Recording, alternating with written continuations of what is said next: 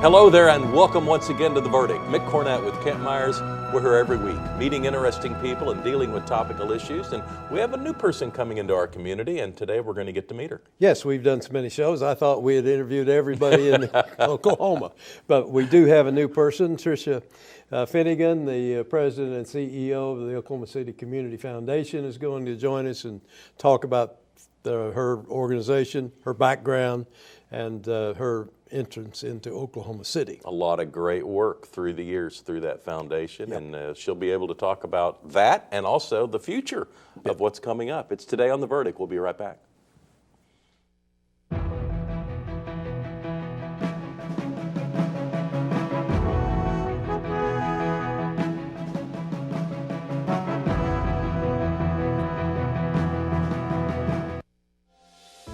Right now, 6 feet can feel like a long ways away. But from 6 feet, we can still smile at each other. From our doorways and our stairways, from opposite sides of the street and opposite sides of the country. Through fear and frustrations, we can remind each other that we are still here for each other. Because we can still smile at each other. And we're not going anywhere.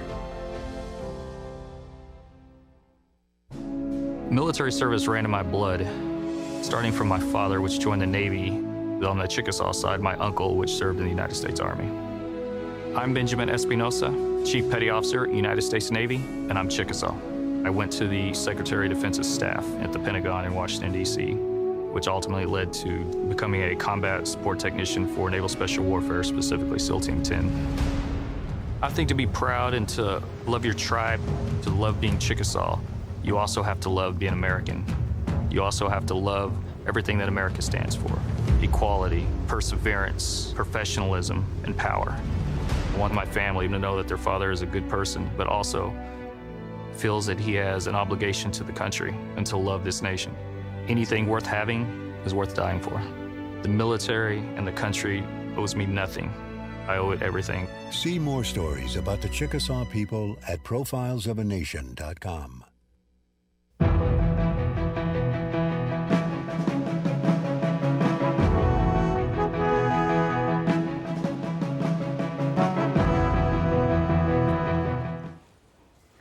Welcome back to the set of The Verdict. Mick Cornett with Kent Meyers. Kent's going to introduce today's guest. As we indicated in the open, our guest today is Trisha Finnegan. She is the CEO and president of the Oklahoma City Community Foundation. She did her undergraduate work at Miami of Ohio University, where she graduated magna cum laude.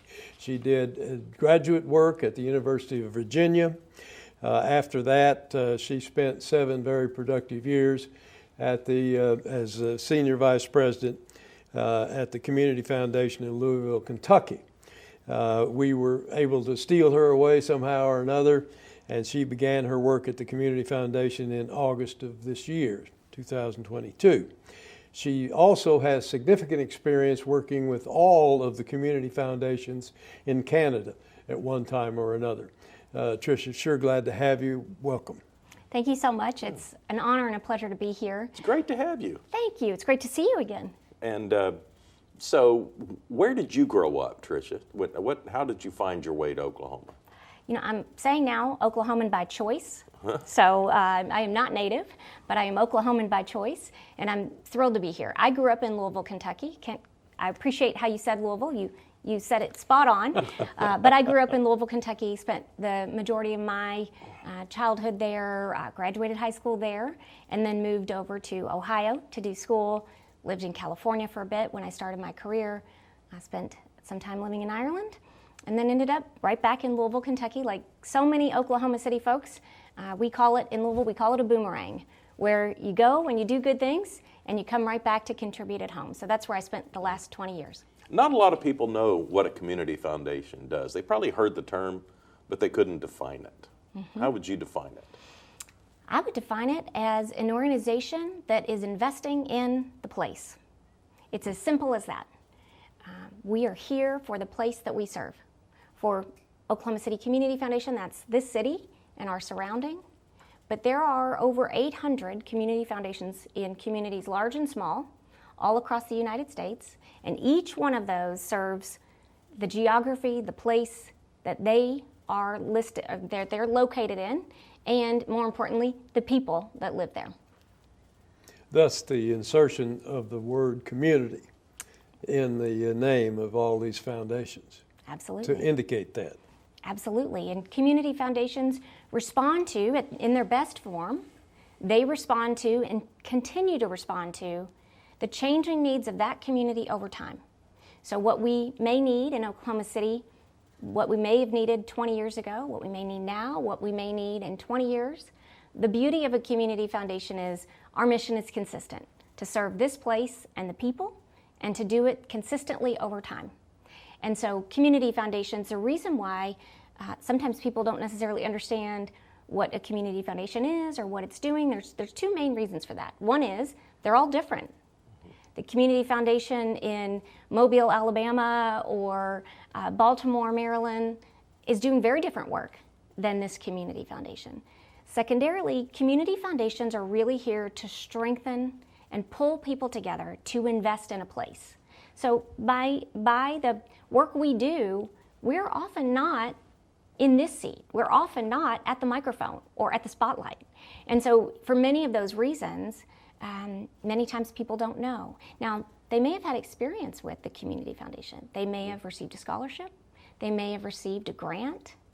They may have a fund with us. They may have learned something or connected with partners through us. But a lot of times, because people's experience is so personal to who they are, or who their family is, or who their business is, they may not know everything that we're doing. Mm-hmm. And if a person has some means and wants to start a program or leave something to the community, what do they do? Do they contact the community foundation, and then what happens? Because I know sometimes these gifts can be modest, sometimes they can be quite large, and those get a lot of attention. But I don't know that people realize that a lot of very modest donations come into the community foundations, sometimes with very specific instructions. That's right. And that's one of the differences, is we are here for everyone. And we have funds that are established that someone could give $100 to. And they could contribute to something that's already been established that matters to them. Maybe it's a wellness initiative. Maybe it's a parks initiative. And they want to say, that matters to me. I want to be part of that. And perhaps they make a donation for $100. There are other individuals that may say, I see something really important that I'm not sure is being addressed, or I'm not sure is being fully addressed. So I'd like to set aside, and I have available a larger set of resources, and I'd like to make a difference in this place around that issue.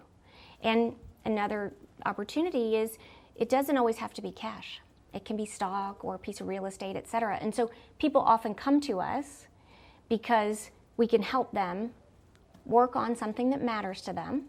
And we have a lot of flexibility in how we do that. But we are for everyone at large and small dollar amounts. Is there a way for our viewers or someone that's interested in trying to find out whether there's a particular foundation project, fund, whatever it may be called, that is present in the community foundation? Do you have a list of them? Are they online? How does one know what's there that might catch their interest that's already established? Absolutely. We have a team of people who work to make information about the foundation as accessible and transparent as possible. So our website is very simple, OCCF.org. So Oklahoma City Community Foundation, OCCF.org, and we have so much information available. We have information available on projects and initiatives that people can support. We also have information that just would educate people. And so if you want to know, who's providing great services in your area or your neighborhood or your zip code, there's a tool on the website called Give Smart, and you can use that section of our website to access so much information about the good work that our nonprofits are doing in this community. Is there a board of directors that helps guide your work? Absolutely, and we have a set of trustees that are so engaged.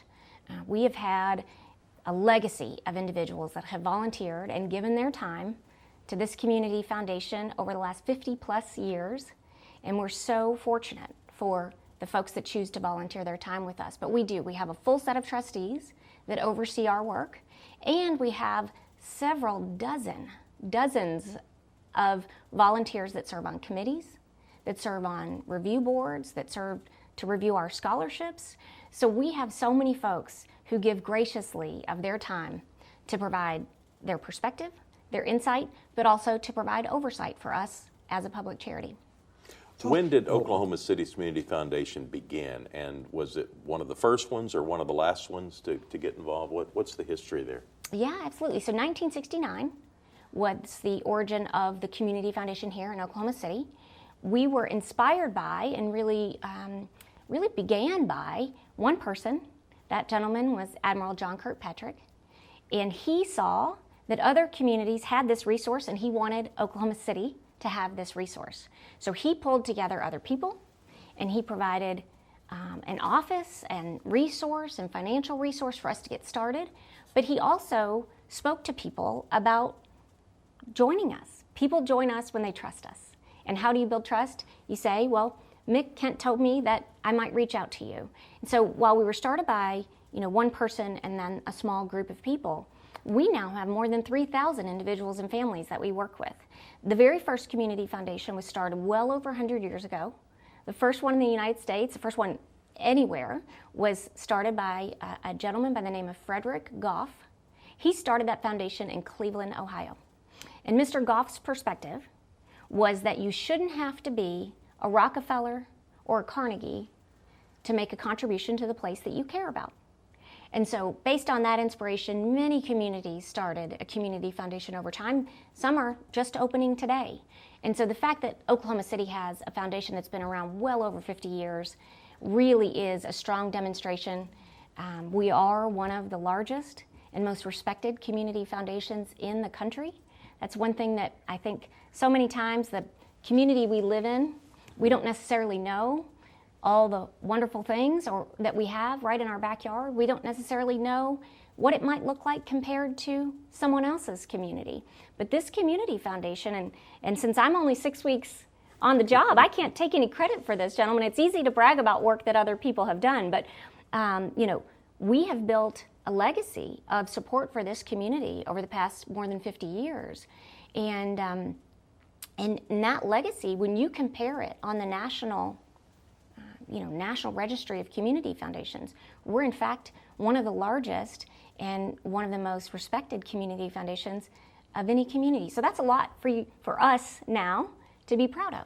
Trisha Finnegan is the president and CEO of the Oklahoma City Community Foundation. We'll be back with more.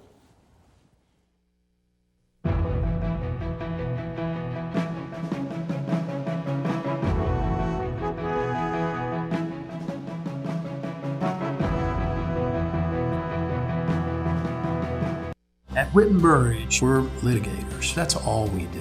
All of our clients, some sort of wrong has occurred to them. We try to right that wrong. Corporate America, they have all the power. It's sort of like going against an army. I like helping the underdog. That's what gets me up out of bed every day. Our success rate is phenomenal, but that's not all they get. We care about people. I'm very proud of what we've been able to do for our clients, and I'm looking forward to what we're going to do in the future. There's still a lot of wrongs that need to be righted. One of the best kept secrets about the post 9/11 GI Bill benefit is that it can be used at a trade school or a technical school, and it doesn't have to be used at a university or college. These are benefits that the veterans have earned through their service, and they should take advantage of it. Veterans really need to understand that there are many resources offered by the Oklahoma Department of Veteran Affairs. They're there to help you find the right school for you, the school that will help you and your family make great steps into your future. OU Law has a history and heritage that are unparalleled. At the University of Oklahoma College of Law, we empower our students to pursue the career of their dreams. We have the highest U.S. News ranking ever achieved by an Oklahoma law school. We are the first law school in the country to launch a college-wide digital initiative. And this year, our competition teams rank #2 in the nation. OU Law, generations of excellence, limitless possibilities.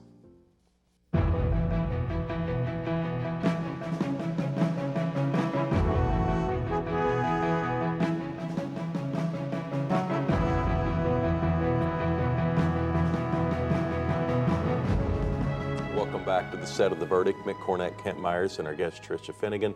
She is the president and CEO of the Oklahoma City Community Foundation. Trisha, you mentioned that the funds with which you deal can be large or small, and the project's very varied. About how much in quantity of dollars do you have in assets that you're managing? We are managing currently, of course it fluctuates every day, but about $1.5 billion in assets, which again is a significant responsibility as well as a significant opportunity. In addition to those assets, I think it's really important to talk about what we've invested in this community through the foundation and our donors. We've invested out over $663 million. So while we're really proud of the assets that we have and the assets that we're managing, we're also really, really proud of the investments that we've made in this community. Now, a lot of people are helping with the parks in Oklahoma City. That's kind of a legacy. It is a legacy. And so many times you look at what exists today and you think it's always been there, right? And you know this so very well. Yeah, in one generation, everybody forgets everything that's ever happened. I mean, that's just the way it is. If you didn't see it, it didn't happen. Yeah, I mean, it's always been that way. Yeah, absolutely. Well, at least it's consistent, generation to generation. We all do it, right? Right. But you were kind enough to step out of the host seat and into the spotlight and do an interview yourself, and you talked about investments in parks in the city, and we have so many investments in parks in the city. But 20 years ago, that wasn't the case. And the Community Foundation has been working together with donors. We have one specific trust that a wonderful woman by the name of Margaret Annis Boyce left, specific to parks and green spaces. But we also have a number of individual donors. We have our own assets that we've put toward parks that our trustees have voted on. And over the last 20 years, we have invested over $4.5 million in parks. Now, that doesn't compare to the MAPS initiative or some of the other initiatives, but it's a significant investment.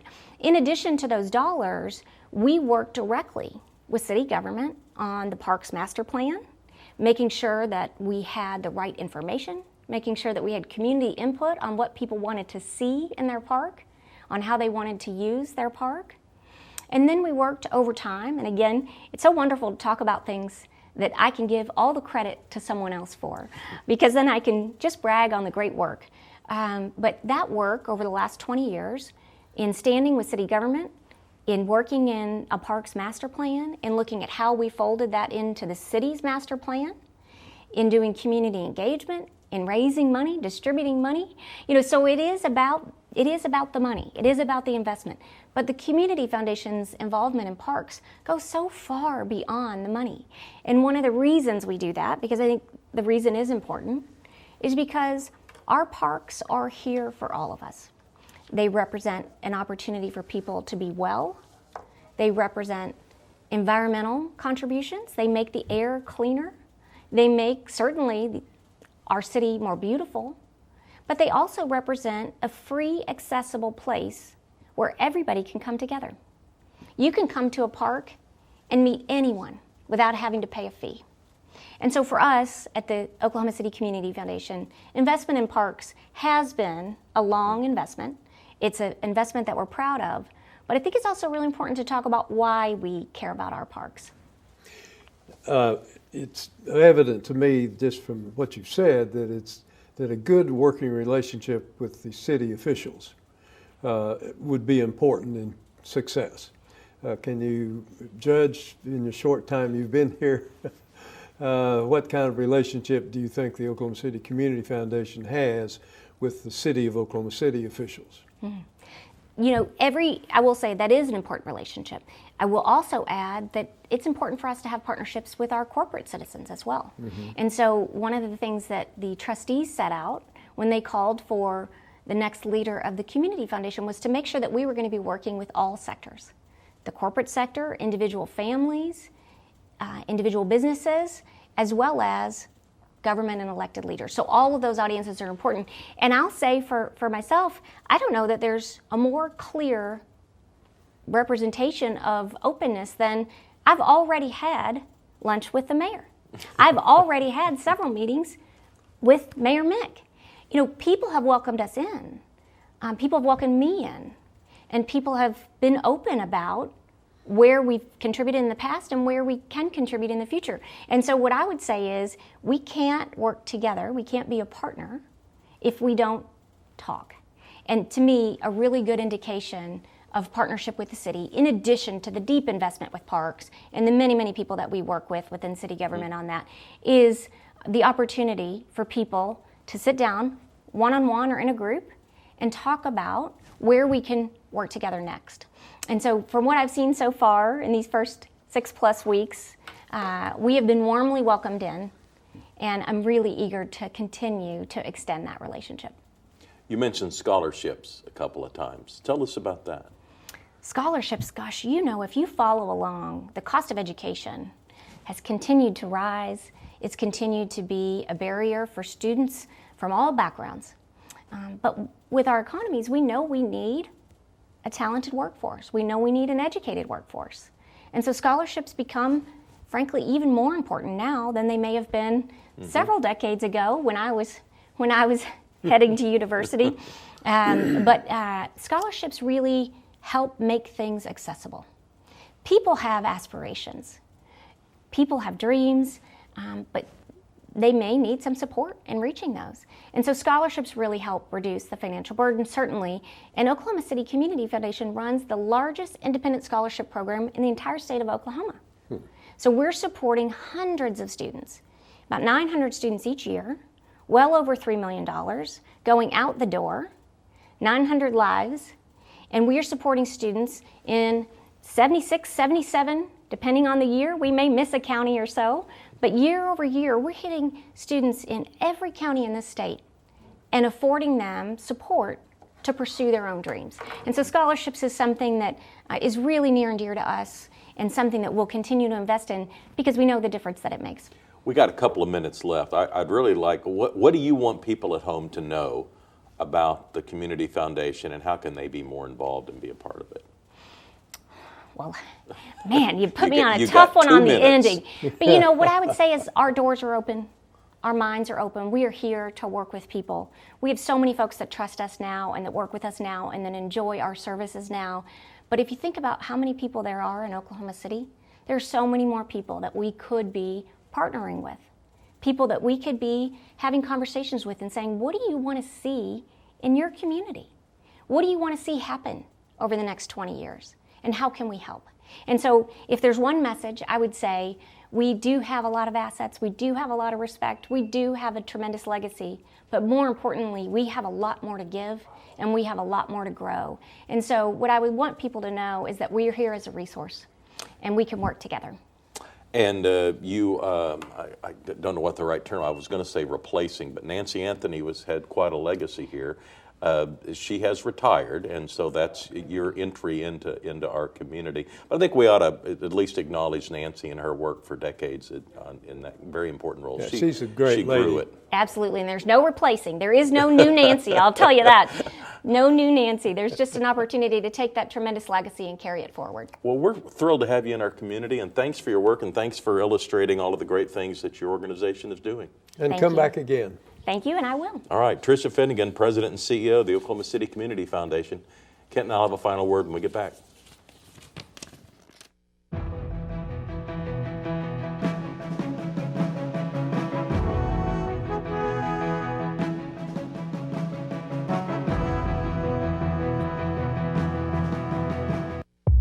This is the epidemic of my generation. This is my HIV. This is my Black Plague. In the midst of one of our state's largest crises, Oklahomans are dying from this preventable and treatable disease on a daily basis. we believe there's hope. That little pill will cause destruction through your whole life. Watch the entire award-winning 9-part docuseries Killing Pain, made available by Fighting Addiction Through Education at killingpain.com. It used to be okay in hospitals. It used to be okay in movie theaters. It was okay in classrooms, restaurants, and airplanes. But thanks to a greater understanding of the dangers, that's not okay anymore. So now that we know secondhand smoke causes lifelong health problems, why is it still okay to smoke with children in the car? Bottom line, it's not okay. Let's get serious about protecting kids. Join the fight at stopswithme.com. All children deserve a life of hope and love, but sometimes they experience a life of pain, neglect, and abuse. When that happens, each child deserves all the quality assistance and representation that can be offered in our legal system. For more information, call 23-CHILD. Oklahoma Lawyers for Children, helping to bring hope and love back to the lives of abused children. You will always be mom and dad to me. You have children coming from a different lifestyle, different mindset. You have to open your arms and really do what you have to do to have that child become a part of your family. And if it's more patience, that's what you do. Kids gotta know they can trust you. And that's what we try to do with these kids. You will always be mom and dad to me.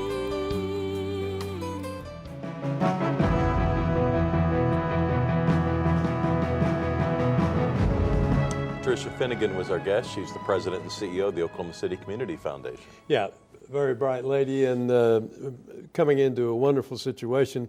Looks to me like whoever's doing the recruiting for the Oklahoma City Community Foundation hit a home run, and we'll have her back when she's got something that she'd like to get in our viewers' and listeners' ears. And in the meantime, if you'd like more information on her work and her organization, you can go to their website, OCCF.org.